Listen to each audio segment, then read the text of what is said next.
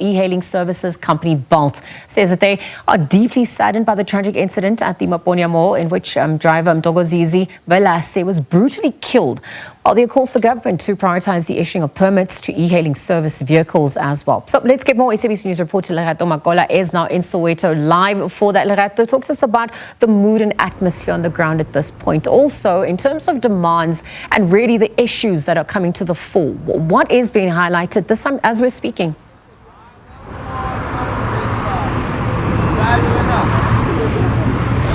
Indeed, Liza, what I can tell you is that the current situation is back to normal here at Maponya Mall after Thursday's protest where we saw angry community members, angry Soweto residents blocking the main entrance to the mall at Chris Hani Road, where you'd remember that this emanates from an incident that occurred on Wednesday night when an e-hailing driver, Mthokozisi Mvelase, was brutally killed and set alight inside his vehicle, and another e-hailing driver and a patron were shot as well when this incident occurred, which is believed to be related to taxi violence. And the residents have alleged that the mall manager is working together with the traditional taxi drivers. But what I can tell you is that the situation is calm. It's still quiet here outside Maponya Mall, as you know that the mall opens at 9 o'clock in the morning. But we've seen people coming in and out of this mall. The e-hailing drivers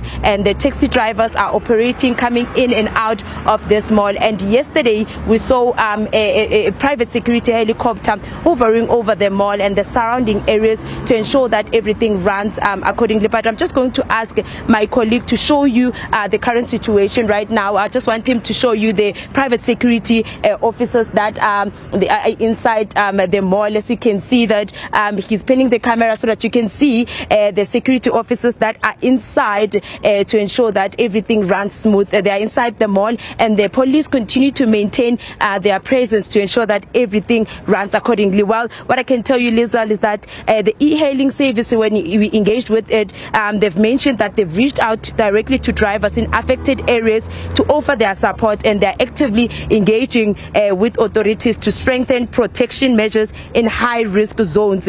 And when SABC News senior reporter Criselda Lewis engaged with the family on Thursday, they've mentioned that they are shocked, they are distraught, and they're devastated. And Mthokozisi's aunt Zanele Kuzwayo mentioned that Mthokozisi had big plans for the future, and we know that Gauteng Transport MEC Kidiboni Diale Kabela also had a meeting with stakeholders behind closed doors, urging residents, Soweto residents, not to disrupt mall operations, as this would negatively affect employees.